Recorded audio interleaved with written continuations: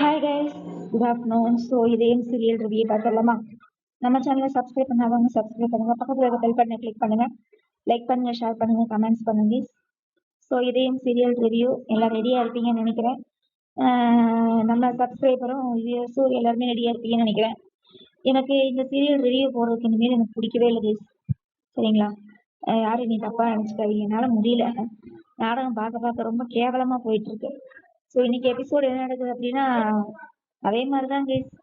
இவ வந்து பாரதி வந்து எல்லாம் சொல்லிக்கிட்டே இருப்பாங்க இல்லையா? நேற்று நான் எபிசோடு பார்க்கல, இன்னைக்கு பார்க்கும்போது தான் தெரிஞ்சது நேற்று என்ன நடந்திருக்கும் அப்படின்னு. அதாவது என்ன நடக்குது அப்படின்னா, நம்ம பாரதி வந்து ஆண்டாள் பக்கி கிட்ட வந்து பேசுறாங்க. அந்த பக்கி யார் சொன்னாலும் கேட்காத பக்கி, சரியா? மரமண்டை, மண்ணாங்கட்டி, மண்டையில களிமண் தான் இருக்குது. அந்த மரமண்டை கிட்ட பேசுறது ஒண்ணுதான், செவுத்துக்கிட்ட பேசுறது ஒண்ணுதான், சரியா? பாரதி போய் அவ்வளவு தூரம் பேசியிருக்காங்க. நான் தான் என் வாழ்க்கையை தொலைச்சிட்டு உட்காந்துருக்கேன், நீ ஒரு உயிரை கொள்றது பாவண்டி, ஒரு கொலைக்கு சமண்டின்னு என்னென்னமோ சொல்றாங்க. எதையுமே காதுல வாங்கல, சரியா? இந்த காதுல வாங்கி இந்த காதுல விட்டுட்டு அவ வேலைத்தனத்தை நல்லாவே பார்த்துட்டே உட்காந்துருக்கா இந்த ஆண்டாளி பக்கி, சரியா? அதுக்கப்புறம் வந்து என்ன நடக்குது அப்படின்னா, இங்க நம்ம ஆதி வந்து தமிழை வெளியே போக சொல்லிட்டு பாரதியை வந்து நீ யாருன்னு கேக்குறாரு, சரியா? நீங்க யாரு?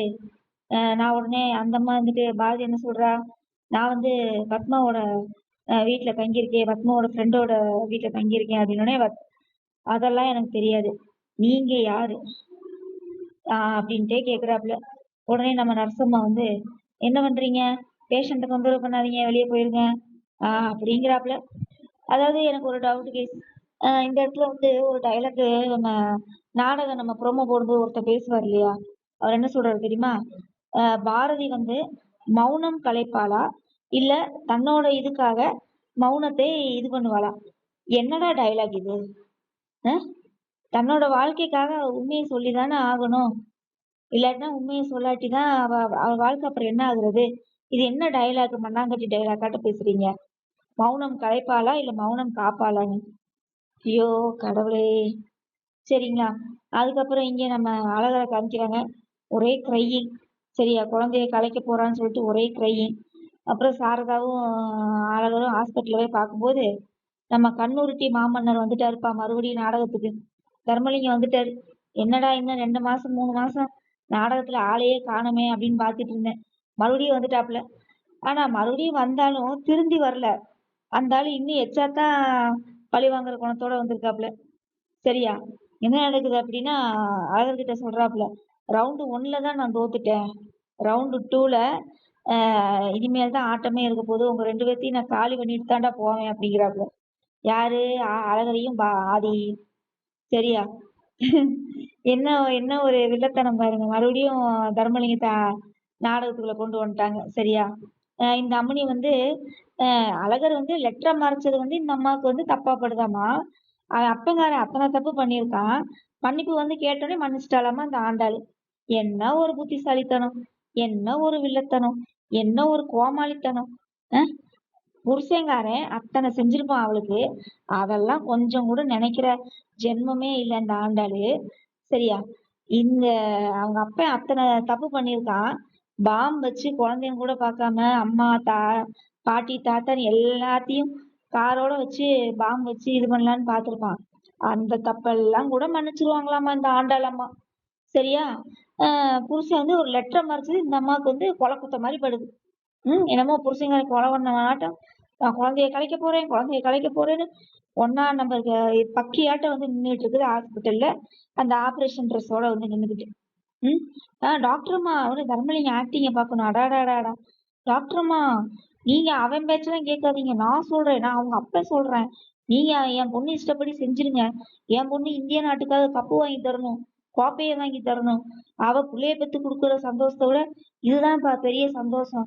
கூட கொஞ்சம் தூண்டி விடுறாப்புல, எரியிற நெருப்புல எண்ணெயை ஊத்துற மாதிரி பேசிட்டு இருக்கா அந்த தர்மலிங்கம், சரியா?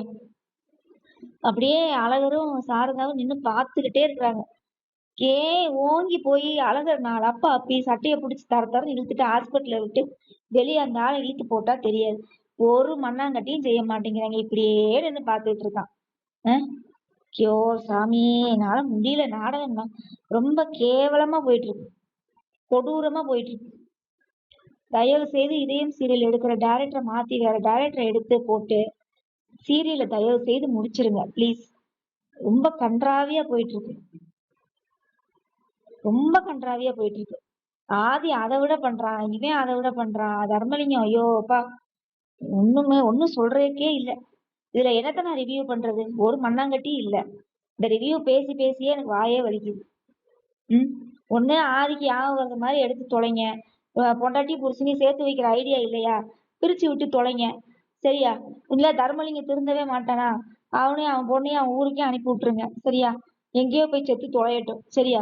என்னமோ பண்ணி தொலையட்டும். இங்க அழகராது நிம்மதியா இருப்பான். இந்த சைடு பாரதியும் ஆதியும் பிரிச்சு விட்டுருங்க. சரியா? பாரதி போய் தமிழை வளர்த்துக்கிட்டு வேலை பார்த்து அந்த புள்ளைய படிக்க வச்சு கலெக்டர் ஆகட்டும், எம்பிபிஎஸ் ஆகட்டும், என்னமோ ஆக்கிட்டு போறா தமிழை.